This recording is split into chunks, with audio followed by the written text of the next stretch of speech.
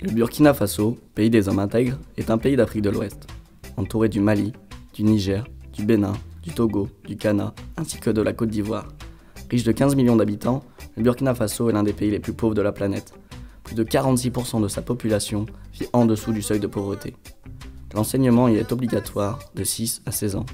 La gratuité de l'école n'est pas encore généralisée dans tout le pays, malgré les efforts mis en œuvre par l'État.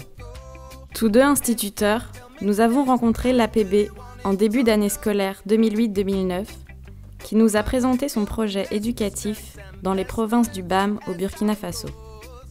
Ce projet consiste en des échanges pédagogiques avec les enseignants burkinabés et en un apport de livres dans les différentes bibliothèques des villages de la province. Nous trouvons important que chacun puisse avoir accès à la culture et avons donc adhéré au projet, qui se voulait respectueux des attentes de la population.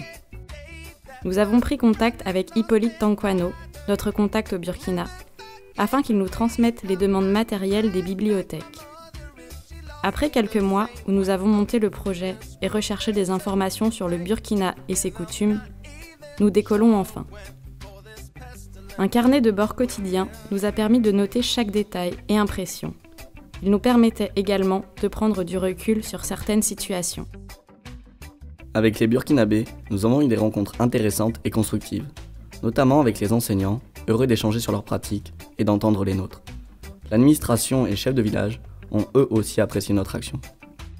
D'autres rencontres ont été plus difficiles. Nous avons notamment été gênés par les sollicitations fréquentes. La rencontre avec les enfants nous a déstabilisés, beaucoup plus calmes, mais aussi beaucoup plus passifs que nos élèves français. Ils nous dévisageaient et communiquaient peu avec nous. Sur place, nous vivions dans l'école où nous nous sommes installés avec nos matelas et moustiquaires, déjà un luxe pour eux. Les commodités étaient loin du confort européen. Nous partagions souvent nos repas avec des enseignants burkinabés. Les échanges de verres avec les voisins et le plat commun à tous nous a interpellés au départ, mais nous nous y sommes vite habitués. Une situation marquante tout de même, l'épisode du poulet. Nous avons reçu un coq comme cadeau de bienvenue par le chef du village dans lequel nous logions. Il nous fallait maintenant le tuer pour le manger, loin de nos habitudes alimentaires. Mais Hippolyte a su nous venir en aide.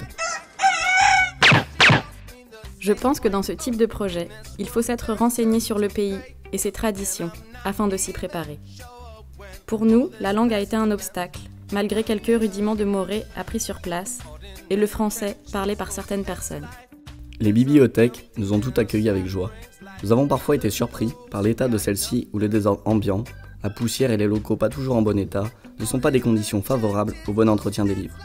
Dans chaque bibliothèque, nous avons rangé, trié, réparé les livres, mis quelques étagères. Nous avons fait les inventaires afin que bibliothécaires comme lecteurs puissent s'y retrouver. Nous avons également pu faire quelques lectures, mais malheureusement, nous avons trouvé que le chantier ne favorisait pas les échanges avec la majorité de la population. En effet, avec la saison des pluies qui a commencé lors de notre arrivée, la plupart des villageois étaient occupés par les travaux des champs. Nous avons donc plutôt rencontré le corps enseignant et administratif.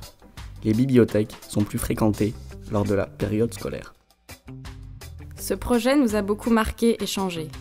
Nous avons découvert une autre réalité, rencontré des enseignants aux conditions de travail si différentes des nôtres, appris à vivre avec l'essentiel.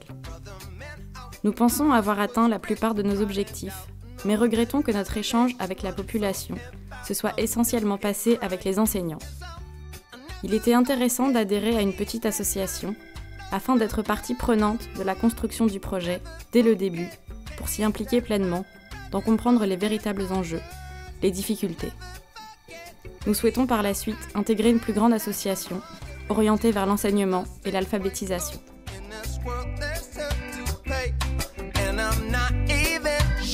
When all this pestilence will end.